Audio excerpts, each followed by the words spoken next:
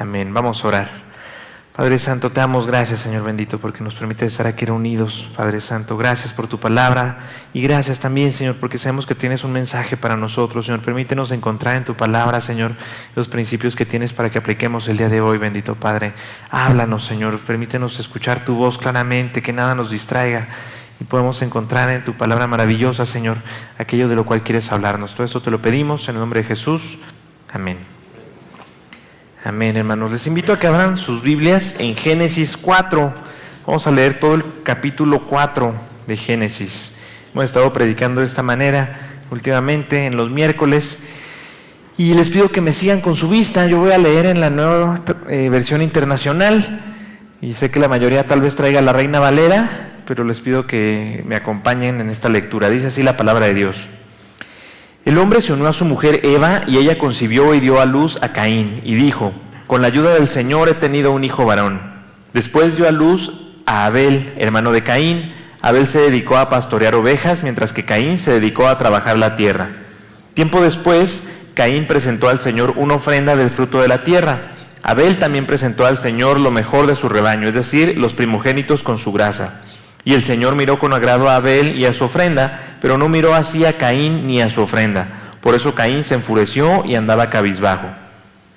Entonces el Señor le dijo: ¿por qué estás tan enojado? ¿Por qué andas cabizbajo? Si hicieras lo bueno, podrías andar con la frente en alto, pero si haces lo malo, el pecado te acecha, como una fiera lista para atraparte. No obstante, tú puedes dominarlo. Caín habló con su hermano Abel mientras estaban en el campo. Caín atacó a su hermano y lo mató. El Señor le preguntó a Caín: ¿dónde está tu hermano Abel? No lo sé, respondió. ¿Acaso soy yo el que debe cuidar a mi hermano?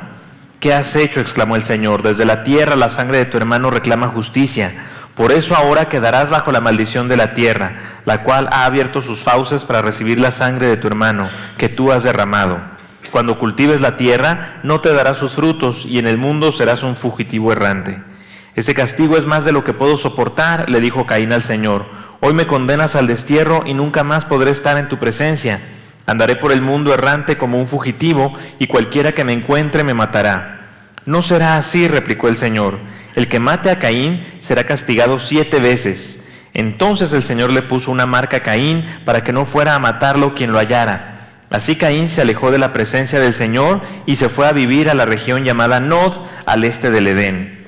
Caín se unió a su mujer, la cual concibió y dio a luz a Enoc. Caín había estado construyendo una ciudad a la que le puso el nombre de su hijo Enoc. Luego Enoc tuvo un hijo llamado Irad, que fue el padre de Mahujael. Este a su vez fue el padre de Matusael, y Matusael fue el padre de Lamec. Lamec tuvo 2 mujeres, una de ellas se llamaba Ada y la otra Sila. Ada dio a luz a Jabal, quien a su vez fue el antepasado de los que viven en tiendas de campaña y crían ganado. Jabal tuvo un hermano llamado Jubal, quien fue el antepasado de los que tocan el arpa y la flauta. Por su parte, Sila dio a luz a Tubal-Caín, que fue herrero y forjador de toda clase de herramientas de bronce y de hierro. Tubal-Caín tuvo una hermana que se llamaba Noama. Lamec dijo a sus mujeres Ada y Sila: escuchen bien, mujeres de Lamec, escuchen mis palabras. Maté a un hombre por haberme herido y a un muchacho por golpearme. Si Caín será vengado 7 veces, 77 veces será vengado Lamec. Adán volvió a unirse a su mujer y ella tuvo un hijo al que llamó Set, porque dijo: Dios me ha concedido otro hijo en lugar de Abel, al que mató Caín. También Set tuvo un hijo a quien llamó Enos. Desde entonces se comenzó a invocar el nombre del Señor. Amén. Es un pasaje, hermanos, que tiene a veces muchas preguntas que le hacen a los pastores como con ganas de poner en jaque. Ay, a ver, ¿con quién se casó Caín? Si nada más eran Caín y Abel y cosas así. Hace falta hacer una aclaración, especialmente sobre estos pasajes de Génesis, los primeros pasajes de Génesis. Tenemos que hacer una aclaración. No pretenden ser una narración exhaustiva. Es decir, el propósito de estos pasajes de Génesis es relatarnos ciertas verdades acerca del Señor y revelarnos quién es Dios, pero no nos pueden dar una narración exhaustiva de cómo se dieron los hechos. Tenemos que reconocer que cuando Dios creó a los primeros seres humanos, seguramente estos primeros seres humanos no se habían agarrado la puntada de que debían de registrar todas las cosas en historias o en narraciones de algún tipo. Pasó hasta generaciones después que dijeron, bueno, si vamos a seguir en esto, convendría saber lo que saben nuestros antepasados y enseñarle a nuestros hijos. Así que los primeros seres humanos muy seguramente no dejaron ningún tipo de registro, ni de historia, ni de tradición oral. Así que esta narración de Adán y Eva y esta narración de Caín se ha perdido muchísimo en la memoria de la humanidad. Para cuando llega Moisés, que seguramente es el autor del Génesis, hay mucha información que no se tiene. Pero lo que se tiene se le permitió tener al ser humano, es decir, el Señor lo conservó a través de sus hijos de generación a generación, porque tiene enseñanzas importantísimas. Ahora, hay lógica en esta narración, es decir, cuando pensamos, a ver, ¿con quién se casó Caín? No nos lo dice aquí, pero para cuando el primer hijo de Adán y Eva ya era adulto, seguramente ya había varias generaciones en la tierra, es decir, ya podía haber muchos más seres humanos que fueran hermanos de Caín, hermanas de Caín, sobrinos y sobrinas, hasta nietos de unos y de otros. Es decir, Caín se pudo haber casado con una sobrina nieta, o ya hasta más generaciones posiblemente. ¿Sí me explico? Así que entendamos, ya había varios seres humanos. Incluso hay algunos que dicen que no se debería de tratar de esta historia como si fueran únicamente seres humanos, individuos, sino que podríamos incluso verlos como tribus. Es decir, estaban los descendientes de Caín, y por eso nos dice cuáles hijos tuvo Caín, y que no le permitió a Abel tener descendientes, o que esa tribu de los hijos de Abel fueron asesinados por los hijos de Caín, etcétera, etcétera. Es decir, es una narración que está envuelta en mucho olvido de parte de los seres humanos. Pero lo que existe de esta narración, el Señor nos lo permite tener porque tiene una enseñanza para nosotros. Quiere revelar ciertas cosas de sí mismo. Es decir, quiere darse a conocer, y a través de esta historia nos permite conocerle. Déjenme les digo algunos datos en primer lugar. Si calculáramos la edad de los patriarcas y de todos los personajes que aparecen en el Génesis, se podría llegar a la conclusión de en qué año se formó la tierra. Hay algunos grupos creacionistas en Estados Unidos que celebran el 2 de octubre como si fuera el día de la creación, porque según estos cálculos, la tierra se formó en el año 4004 a.C., el 2 de octubre. Era martes, por cierto, como eso de las 3:30 de la tarde fue cuando Dios formó la tierra. Ya eso fue exageración mía.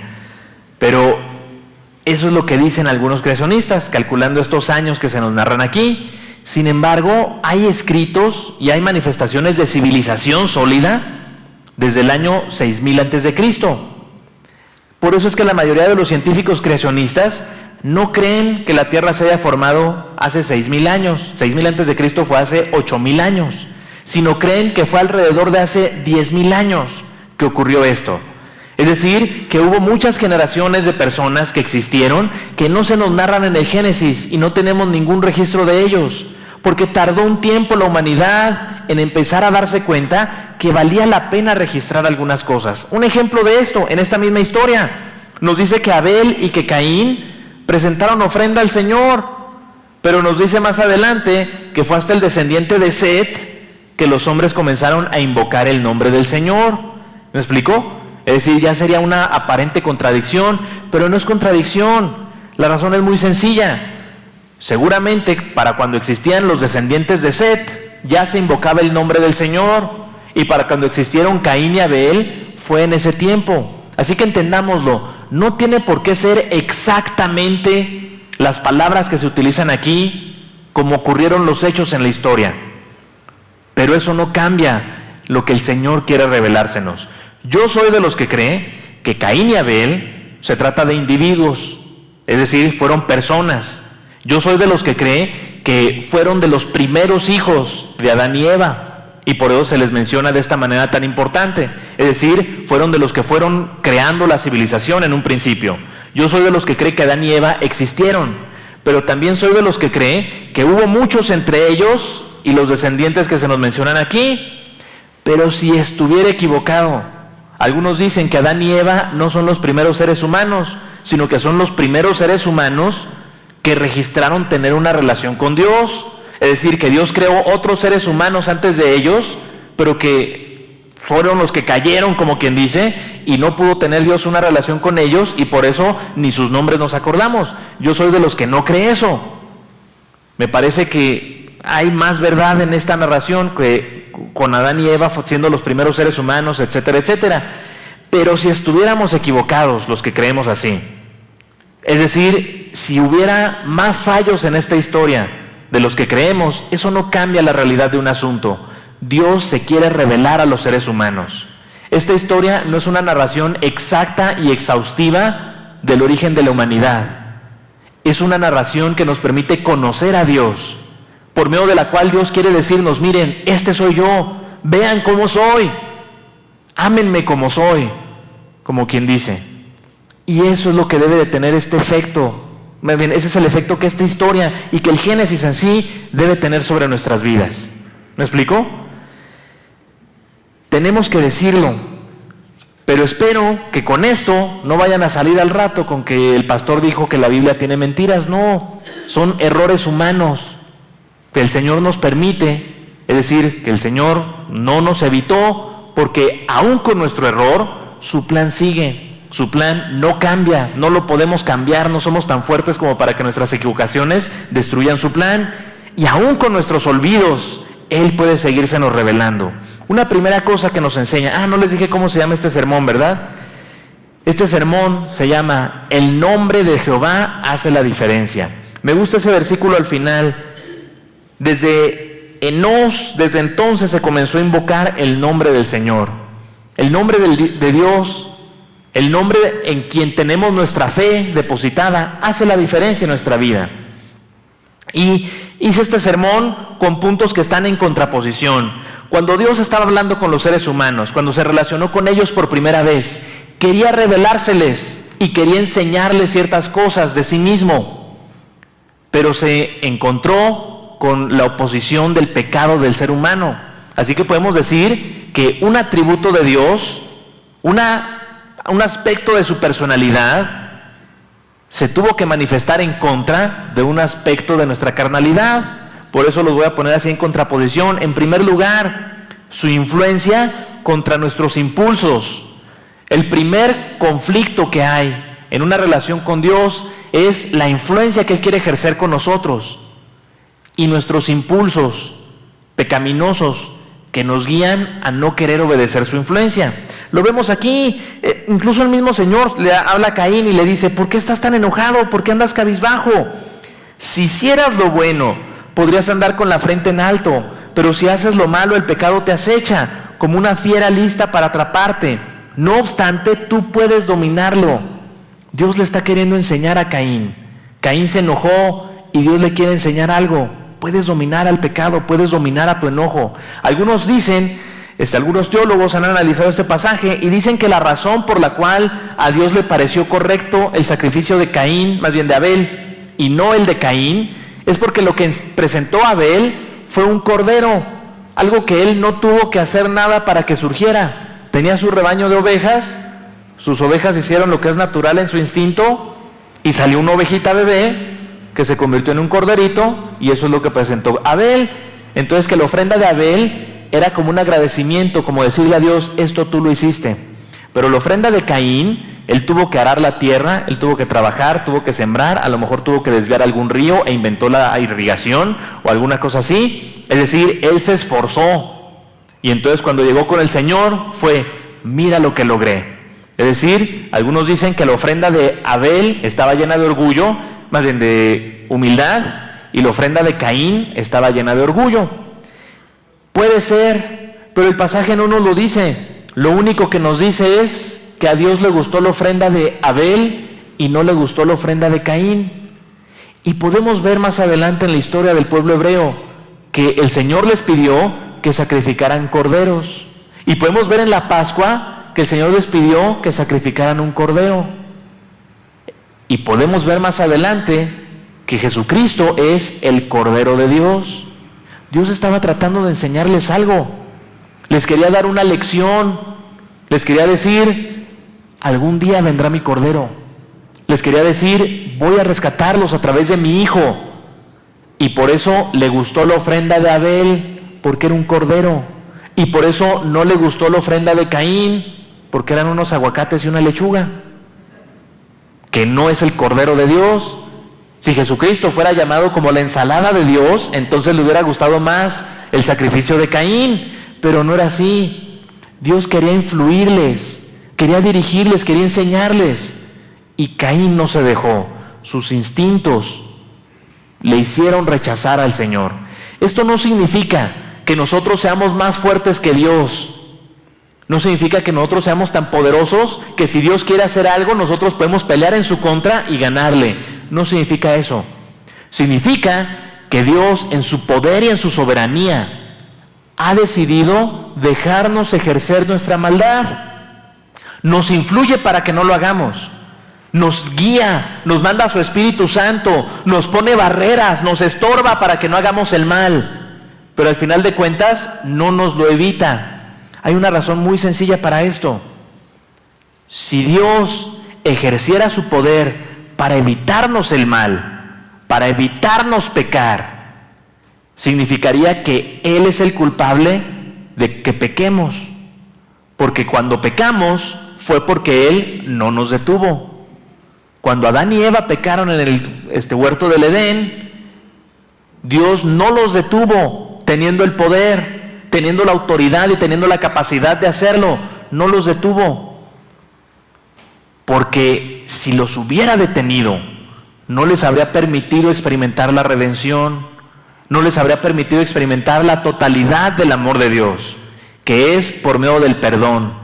Antes de que Adán y Eva pecaran, podríamos decir que se merecían el amor de Dios, eran obedientes, eran niños buenos, se comían sus verduras, hacían sus tareas, es decir, se merecían un premio. Y ese premio era el amor de Dios. Pero el amor de Dios es tan grande que tiene que expresarse por completo a través del perdón. Esto no significa que Dios quiere que pequemos. No significa que Dios le gusta cuando hacemos algo malo porque entonces nos puede perdonar. No significa eso. Significa que aun cuando pecamos, Dios nos puede perdonar. Pero que Dios no nos evita nuestros pecados, porque entonces significaría que Él es el culpable de cada cosa mala que pasa, porque pudiendo evitarla, no lo hizo. Él decidió no hacerlo así. Él, en su soberanía, decidió permitirnos ejercer nuestra maldad, pero también en su soberanía decidió involucrarse en nuestra vida para influirnos, para guiarnos, para invitarnos a creer en Él y que nuestra maldad no tenga que ser ejercida. Es lo que hizo con Caín aquí. Le dijo a Caín: controla tu impulso, puedes hacerlo, levanta tu cara, sé feliz. Pero Caín no quiso, decidió no hacerlo. Dios le quería enseñar algo y Caín no se dejó. El día de hoy nos pasa lo mismo. Cada vez que hacemos algo malo, cada vez que alguien hizo algo malo, Dios estaba influyendo y diciendo: no lo hagas. Dios estaba poniendo barreras, no lo hagas. Pero al final de cuentas decidimos, y en ocasiones decidimos mal. Su influencia contra nuestros impulsos. Nos toca decidir a qué le vamos a hacer caso. Nos toca escoger si le vamos a hacer caso a Dios, que nos invita y nos pide que no lo hagamos, o le vamos a hacer caso a nuestro pecado, que nos invita y nos dice que desobedezcamos al Señor. Una segunda enseñanza, una segunda encontronazo: su justicia contra nuestra maldad.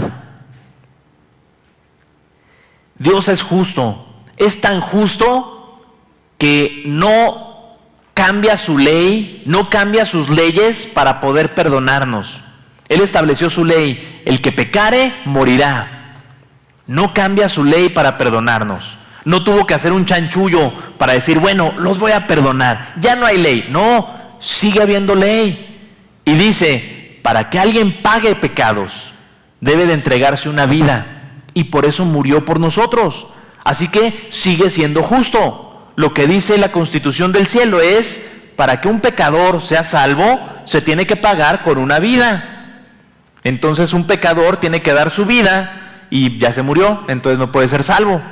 ¿Me explicó? Y por muerte no nada más pensemos en muerte biológica, sino la experiencia de la muerte espiritual, que no podemos explicar en este plano, pero que pues, es el infierno, así le llama la Biblia. Entonces, ¿qué es lo que tenía que pasar? Que Dios, siendo un ser humano, es decir, pudiendo morir, muriera. Pero siendo Dios, su vida vale por la de todos los seres humanos. Así que Él es justo y quiere ejercer su justicia en nosotros. Pero nuestra maldad, nuestro pecado, a veces nos hace experimentar la justicia de Dios como un castigo, en lugar de como la salvación. Es decir, la justicia de Dios aquí en la tierra se manifiesta en que nos deja experimentar consecuencias de nuestro pecado. Ya dijimos, Él no nos evita pecar. Y una vez que pecamos, no nos evita las consecuencias. En ocasiones nos detiene la totalidad de las consecuencias. Cuando la Biblia dice que Dios dejará ir su ira, a lo que se refiere es que va a dejar que todas las consecuencias de la maldad de alguien se manifiesten.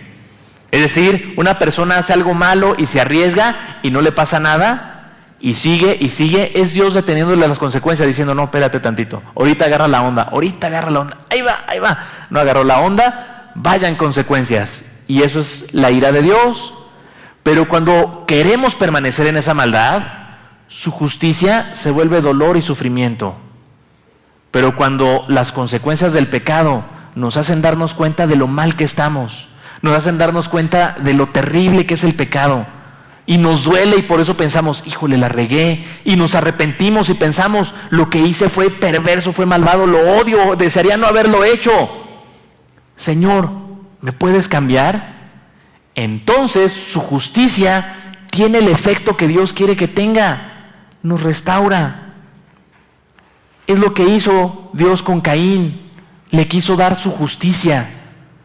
Le dijo, vas a tener una maldición. Y por maldición no pensemos, algunos dicen que la maldición que le dio a Caín es que le cambió el color de piel, algunos dicen que es el primer vampiro, así de loca está la interpretación. Pero recordemos, no nos trata de decir todo, no nos dice exactamente cómo era esa marca que le puso, porque eso no es lo importante. Lo importante es esto, Dios ejerció su justicia en Caín. Le dijo, vas a tener este castigo. Y Caín, por no querer arrepentirse, lo experimentó como dolor. Pero lo que quería hacer Dios era restaurarlo. Su justicia nos permite ser limpios. Es decir, cuando experimentamos dolor por lo malo que hacemos o por lo malo que hacen otros, Dios nos lo permite para que entonces nos demos cuenta que estuvo mal desobedecerle, y que entonces tengamos una oportunidad de arrepentirnos y de regresar con Él. Eso era lo que quería hacer Dios con Caín, perdonarlo. Y por eso ejerció su justicia sobre él, para perdonarlo y limpiarlo. Pero Caín lo vio como un castigo. Hay que tomar la decisión correcta respecto a esto. Respecto a la justicia de Dios, debemos decidir aceptarla, sumergirnos en ella y ser limpiados, ser perdonados y salir de esa maldad en la que estábamos. Su justicia se encuentra con nuestra maldad. Elijamos su justicia. Hay veces que elegimos nuestro pecado. Por eso hay grupos cristianos que a veces cambian su teología con tal de hacer que el pecado no se vea tan grave. Y con el pretexto de ser abiertos de mente y con el pretexto de que el reino de los cielos tiene los brazos abiertos para todo, no señalan el pecado y le permiten a las personas seguir abrazando su pecado en lugar de la justicia de Dios. Cuando estaba en San Antonio, un joven, un seminarista, era pastor de jóvenes en una iglesia y me invitó a su iglesia para trabajar con él.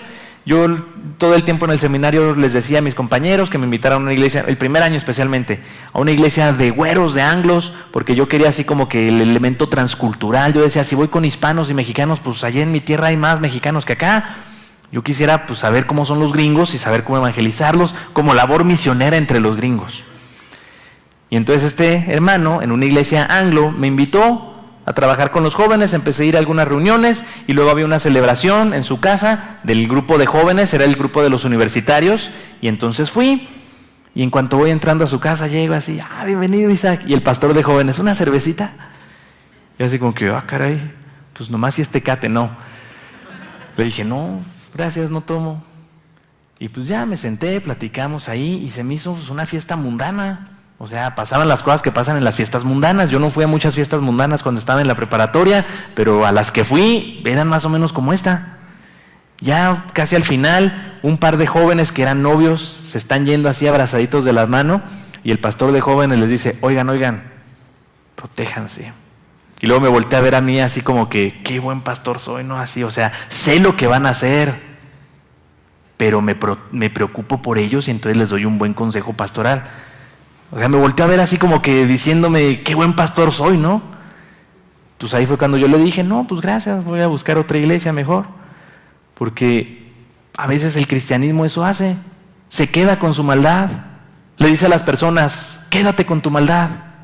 Dios no quiere ejercer su justicia en ti. Y le decimos a la gente, Dios te ama como eres, en lugar de decirle, Dios te ama como eres y quiere hacer a alguien mejor de ti. Hermanos, abracemos la justicia de Dios.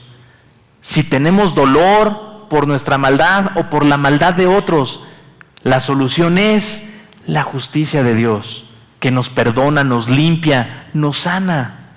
Una segunda cosa que vemos en este pasaje, su protección se enfrenta a nuestra vulnerabilidad y a nuestro orgullo.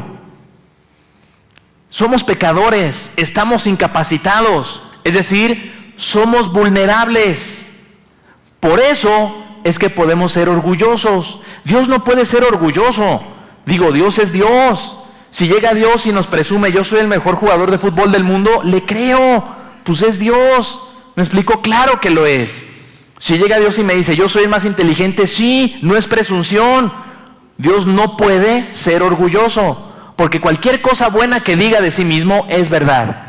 El ser humano sí puede ser orgulloso porque es vulnerable, porque somos pequeños, porque tenemos un montón de incapacidades. Así que cualquier cosa buena que queramos decir de nosotros puede ser orgullo en cierta medida. ¿Se me explicó? Por eso es que nuestra vulnerabilidad y nuestro orgullo se vuelven un conflicto con nuestro Señor. Si solamente fuéramos vulnerables, Él nos podría transformar. Es decir, si solamente reconociéramos, necesito que alguien me cuide, necesito que alguien me guíe. Dios quiso hacer eso con Caín. Dijo Caín, si alguien me ve me va a matar y no sé qué. Y Dios le dijo, está bien, yo te protegeré. Le está diciendo, yo te quiero cuidar. Únete bajo mi mando, únete bajo mi autoridad, a mí. Déjame que yo te guíe y yo te cuide. Pero luego vemos que pareciera que no fue así, porque vemos el destino de sus hijos y de sus descendientes y aprendieron del mal ejemplo de Caín a ser todavía peores. Tenemos a este cuate, Tubal Caín. Dijo, maté a un hombre por haberme herido y a un muchacho por golpearme. Si Caín será vengado 7 veces, 77 veces será vengado Lamec. Se llamaba Lamec, él más bien, Tubal Caín era su hijo. O sea, se fue para el otro lado. Dios le quería enseñar, te quiero proteger, te quiero cuidar. Pero a veces los seres humanos nos agarramos de esa y decimos, Dios no me quiere castigar, Dios me ama, y entonces le seguimos por el camino del mal. Debemos de reconocer que podemos ser orgullosos, que podemos pensar que no nos van a pasar cosas malas, o que no necesitamos que alguien me guíe o que alguien me proteja, o que nosotros mismos podemos tomar decisiones sabias por nosotros mismos. Tenemos que reconocer que podemos equivocarnos, que tenemos una increíble capacidad para cometer errores. Y por eso mismo necesitamos que alguien nos guíe. Su protección no es, como dicen algunos, una tiranía. Algunos que hablan de Dios como si fuera un tirano. Incluso algunos cristianos, el mensaje que damos de Dios en ocasiones es de un tirano, de alguien que quiere controlarnos y dirigirnos. Por eso es que a veces hay personas que han rechazado esa idea de Dios, porque no quieren un tirano. Pero si vemos en la Biblia, Él no es un tirano, es un rey amoroso. No nos quiere conquistar por medio de la violencia, sino por medio del amor. Y por eso mismo quiere nuestra protección. Si Él es tan fuerte, tan poderoso, tan invencible y me ama, me conviene estar de su lado, me conviene someterme a Él. Por eso, hermanos, su protección se puede enfrentar a nuestro orgullo. Decidamos, y que mejor su protección se encuentre con nuestra vulnerabilidad. Reconozcamos que necesitamos de Él.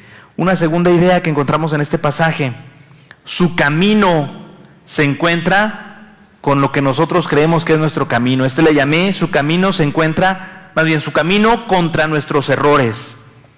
Es decir, Él traza su camino para nosotros. La palabra de Dios dice la palabra predestinación.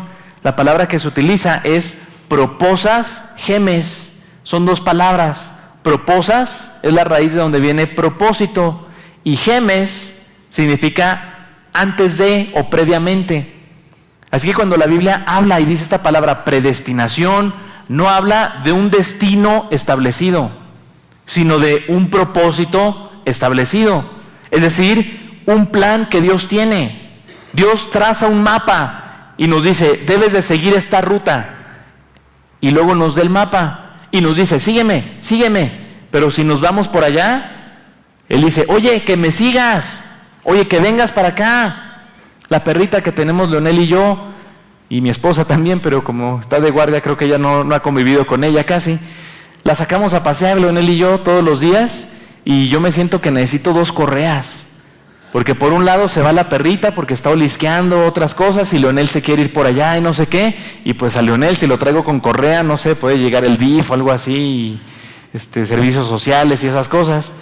Entonces tengo que andar jalando a la perrita, no, por acá, Leonel quiere ir por allá, vamos por Leonel, persigue a Leonel. Y así voy haciendo que vaya con Leonel. Dios no nos hace así, no nos anda jalando. Si nos queremos ir al hoyo, nos deja. Pero nunca nos deja de decir, sígueme, aquí está el camino, este es el plan que yo tengo para ti. Por eso es que su camino va en contra de nuestro camino, que le llamé nuestros errores. Lo que nosotros creímos que nos convenía más y que no es así. Tendemos a equivocarnos. Por eso nos conviene obedecerle al Señor. Hay cosas que nosotros no podemos calcular, no podemos ver. Nuestra otra mascota es una tarántula, se llama Itsy-Bitsy. Toda la gente me pregunta, ¿y muerde? ¿Y no muerde? ¿Y no muerde? Yo les digo, no muerde, ni siquiera nos interpreta como algo que pueda morder. Porque es la verdad, una tarántula usted la agarra en la mano y la tarántula no lo ve a uno. Ella se siente que está parada en algo. Entonces no tiene intención alguna de morderlo, porque pues dice, ¿para qué mordería yo al piso? ¿Me explicó? O sea, no se puede comer el piso. Jamás va a intentar morder la mano de una persona. Si usted agarra la tarántula y está picando con el dedo, le puede morder el dedo. Si uno le está molestando, porque el dedo sí lo ve así como que no está parado en eso y es algo que se mueve y me está molestando, pues órale, para que se le quite. Pero si uno agarra así la tarántula va a ir tranquila, como si nada, y no se lo va a comer a uno. ¿Me explicó? Por lo tanto, no muerde. O sea, sí podría mordernos en teoría, pero jamás se le va a ocurrir siquiera morder a una persona que la trae en la mano, porque somos demasiado grandes para ella. ¿Me explicó? Hay peligros en nuestro mundo así, son demasiado grandes para nosotros y podemos estar sumergidos en eso y ni cuenta nos damos. Si yo agarro a la tarántula y la aplasto, ella ni cuenta va a darse de qué está pasando. Se va a morir antes de saber que está muerta. Porque para ella soy demasiado grande, no me percibe. ¿Me explicó? Por eso podemos matar a los bichos rastreros fácilmente. Porque los bichos rastreros ven nomás así como que en 2 dimensiones casi. Los que vuelan y esos sí ven así como tienen los ojos de mosca así, entonces ven como en 3 dimensiones. Pero los bichos rastreros, arañas y esas cosas, no. Si algo está arriba de ellos, ni lo perciben a la perfección. Si algo está abajo de ellos, ni cuenta se dan. Solo ven así como que en este plano. Así nos pasa a nosotros, tenemos una visión muy limitada de nuestra propia vida. Hay montones de cosas peligrosas, dañinas, que ni cuenta nos damos. Por eso no nos conviene seguir nuestro propio camino. Y la palabra de Dios es la herramienta que Dios utiliza para guiarnos y para mostrarnos el plan que Dios tiene. Dice la Biblia sobre sí misma en el Salmo 119, lámpara es a mis pies tu palabra y lumbrera mi camino. Es una metáfora perfecta. Una lámpara en los pies, usted agarra una linterna y se alumbra los pies y le dice el próximo paso, chanza y hasta 2 o 3 más adelante, pero no, nada más. Y una lumbrera en el camino le dice a dónde va a llegar. Entonces, si usted va, por ejemplo, en el bosque o en el campo, en la oscuridad, y trae una lámpara a los pies y una lumbrera en el camino, sabe en dónde pisar y sabe en qué dirección caminar, pero no sabe lo que hay en medio. Si en medio hay un precipicio, una manada de leones, o si a 2 metros va a estar un tesoro y usted lo va a esquivar nada más por haber dado un pasito más a la derecha o algo así, ni cuenta se va a dar. ¿Me explico? Porque una lámpara a los pies alumbra nomás ahí alrededor y una lumbrera en el camino alumbra en el final. Así es la palabra de Dios.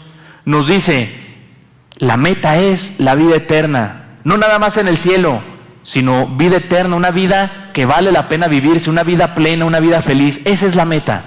Y el primer paso que debes de dar es entregarme tu vida, entregarme tu tiempo, entregarme tu dinero, entregarme tu familia, pedir perdón, y nos va dando los pasos que debemos dar, nos va diciendo cada vez nuevas cosas que hay que hacer. Pero en el camino no sabemos todo lo que va a haber, pero debemos confiar, debemos entender, si yo trato de caminar solo, si trato de salirme del camino de Dios, me voy a perder, voy a sufrir y chanza y no llego a la meta que Dios me tiene preparada. Pero si obedezco a mi Señor, si sigo su plan, vamos a llegar finalmente a la meta que Él me tiene prometida. Dios le quiso enseñar eso a Caín y Abel. Les dijo, mi plan perfecto para ustedes es que venga Jesucristo. Les quería enseñar Dios, voy a mandar un cordero a morir por ustedes. Desde el Génesis lo está diciendo Dios. Desde que Adán y Eva pecaron, les está diciendo, los voy a salvar, no se preocupen, los voy a salvar. Y aquí les está queriendo enseñar a Caín y Abel acerca del cordero. Les quiere enseñar la primera profecía sobre Jesucristo. Y Caín se enoja, se ofende, se lo toma personal. Dios nos quiere enseñar esto todo el tiempo. Dios nos quiere decir, mandé a mi hijo por ti, para rescatarte. Confía en mí, te voy a sacar adelante, confía en mí. No actuemos como Caín, obedezcámosle. Su camino es perfecto, sigámoslo. Y finalmente, su amor. Y ahí no puse nada más. No hay nada que pueda contra su amor. Podemos rechazarlo, pero su amor sigue y nos seguirá amando. Y justamente por eso Él es el que reina, incluso en el infierno. Muchas veces ponemos o creemos así como que en el infierno el diablo es el rey. No, el infierno es para castigar al diablo. Ahí se manifiesta la ira de Dios y la justicia de Dios como castigo perfecto y completo para destruir a la maldad. Pero Él sigue siendo el rey. Y por amor a la humanidad, mandará ahí a los que le rechacen. ¿Se me explicó? Es decir, no es porque odia a los pecadores, es porque les ama y no quiere que permanezcan existiendo en la maldad, en el pecado. Prefiere destruirlos. Pero a los que le amamos, a los que hemos creído en Él, su amor es una bendición. Por eso no hay nada que pueda contra el amor de Dios.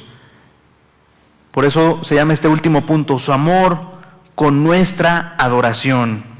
Adorarle es una respuesta natural del ser humano. Tenemos que hacer un esfuerzo para no adorarle.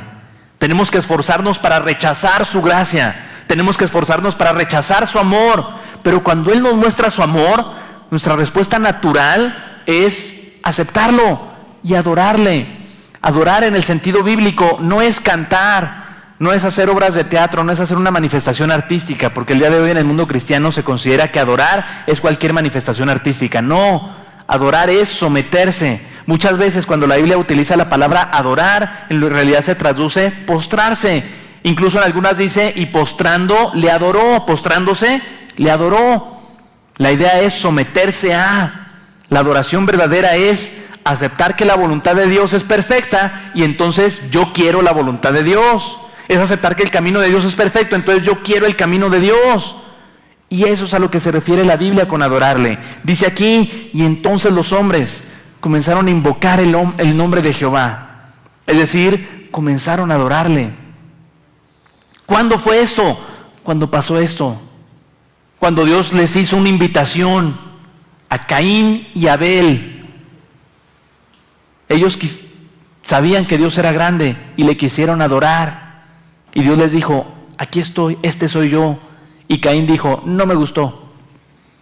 Abel dijo, a mí sí me gustó. Por eso el sucesor de Abel, Set, es donde nos dice en su genealogía, y ahí los hombres comenzaron a invocar el nombre de Jehová. Es una decisión lo que hay que tomar. Adorarle es una respuesta a habernos encontrado con su amor. La palabra de Dios nos dice que debemos de creer en Él. Pero la palabra creer está conjugada en un estilo verbal que involucra continuidad. No deberíamos de traducir nada más creer. La traducción completa, por ejemplo, para que todo aquel que en Él cree no se pierda, mas tenga vida eterna. No dice crea, porque crea sería una cosa que se hace una vez y se acabó. Dice cree, porque tiene una declinación que indica continuidad. O sea, podríamos traducir para que todo aquel que cree y permanezca creyendo. Esto significa una cosa. Leemos en la Biblia que el Espíritu Santo viene a nosotros y nos convence. Nos convence, dice, de pecado, de juicio y de salvación. Es decir, nos dice, somos pecadores y necesitamos salvación. Nos dice, Jesucristo ya fue juzgado por nosotros. Y nos dice, si crees en Jesucristo serás salvo. Eso lo hace el Espíritu Santo, nos convence. Dice la palabra de Dios que Él pone en nosotros la fe para creer. Y luego nos pide que sigamos creyendo. Creer en el griego no es un verbo que sea una acción que se hace y se deje de hacer. Es un verbo que en realidad indica un estado, como tener frío. Tener frío no es algo que se hace o se deja de hacer. Hace frío afuera y pues uno está influido por el frío y pues se tiembla y se pone el suéter y tiene frío. ¿Me explico? Saber inglés, o sea, no es como que si hablo inglés sé y si dejo de hablar inglés ya no lo sé. Es una característica mía o de usted. ¿Me explicó? Esta es la idea con el verbo creer. Nos indica más bien una característica del sujeto. Y para convertirse en ese sujeto, tiene que realizarse otro verbo, convencer. Y es el Espíritu Santo el que nos convence. Así que es Dios el que viene a nosotros. Nos muestra su amor, nos muestra su gracia, nos muestra su poder, nos muestra todo lo que hizo por nosotros. Y luego nos convence de pecado. Y nos dice, sigue creyendo en mí, permanece en esta creencia que te acabo de dar. Pero muchos le rechazan. Muchos rechazan esa gracia. Dice Jesús mismo, ¿cuántas veces quise meterlos como los pollitos en las alas de la mamá gallina? Le dice Israel, Israel, que matas a los profetas. ¿Cuántas veces no quise juntar a tus hijos como la gallina junta a sus polluelos? Y no quisiste. Jesús mismo diciéndole a los judíos, yo los quiero salvar, déjense salvar, crean en mí y punto. Déjense de tonterías. Su amor, hermanos, se encuentra con nuestra adoración o con nuestro rechazo. Seamos de los que le adoran, seamos de los que se someten, porque la otra opción es gravísima. Seamos de los que quieren obedecerle, de los que se enamoran de Él, de los que quedan impresionados con Él y deciden creerle. La diferencia la hace el nombre. Es decir, el nombre de Dios. Si creemos en Él o si no creemos en Él. Si creemos en este Dios que se presenta ante nosotros o si le decimos a ese Dios que se nos presenta en la Biblia, no me gusta, prefiero creer en otra cosa. Prefiero creer en el Dios que no me castiga. Prefiero creer en el Dios que si le doy dinero, me da dinero. Prefiero creer en el Dios de los güeros o el Dios de los misioneros que me predicaron. O prefiero creer en el Dios más light, en el Dios de los cantos. Pero no, Dios se le presentó a Caín y Abel y les dijo, este soy yo, este es mi plan. Y era un plan maravilloso. Desde el principio les quiso decir, voy a morir por ustedes. Por eso le dijo a Abel, este es el sacrificio que me gusta, porque es un cordero y porque mi hijo es el cordero que va a morir por ustedes. Y Caín le rechazó. No seamos así, hermanos. Obedezcamos lo que nos enseña la palabra. Amemos a este Dios del que nos habla la palabra y sigamos a este Dios que se quiere presentar con nosotros. Vamos a orar. Bendito Padre, te damos gracias, Dios mío, te damos gracias por la bendición que nos das de poder encontrarnos contigo, Señor. Gracias porque te nos presentaste, Señor, desde el inicio de la humanidad, bendito Dios. Te nos presentas el día de hoy, Señor, y te quieres revelar a nosotros y decirnos, aquí estoy, síganme. Necesitamos seguirte, Señor, necesitamos obedecerte, lo reconocemos, Señor. Guíanos, Señor, acéptanos, bendito Dios, transfórmanos y guíanos, Señor, a la vida plena, mi Dios. Si alguien quiere decirle al Señor en este momento, Señor, no quiero rechazar más tu amor ni tu gracia, quiero someterme por completo a ti, Señor, quiero obedecerte por completo, quiero que ya no haya barreras, quiero que tú seas el rey de mi vida y que no haya ninguna cosa más en la que te desobedezca, Señor. Eso es lo que quiero, guíame para poder hacerlo. Si le quieres decir al Señor esto en esta hora, levanta tu mano ahí en tu lugar, hermano. Dios te bendiga, hermano, Dios les bendiga, hermanos, Dios te bendiga, hermanos y hermanas, Dios te bendiga, pequeño. Dios les bendiga, jóvenes también, Dios te bendiga. Dios te bendiga. Sigamos orando, Dios te bendiga. Y digámosle estas cosas a nuestro Señor. Padre bendito, Dios mío, gracias, Señor. Gracias porque nos amas tanto, Señor, y porque nos muestras tu amor, Señor. Nos mostraste tu gracia, Señor, y desde el principio de la humanidad vienes mostrándonos, Señor, lo que querías hacer con nosotros, bendito Dios. Gracias por morir en la cruz, Señor. Te pedimos, Señor, que nos guíes, Señor. Queremos someternos a ti, Señor. Queremos ser obedientes. Queremos seguirte en todo. Guíanos, Señor. Y permítenos, Señor, ya no salirnos de tu camino, ya no salirnos de tu voluntad jamás, ya no salirnos de tu plan, Señor. Todo esto te lo pedimos y agradecemos en el bendito nombre de Jesucristo, tu Hijo. Amén.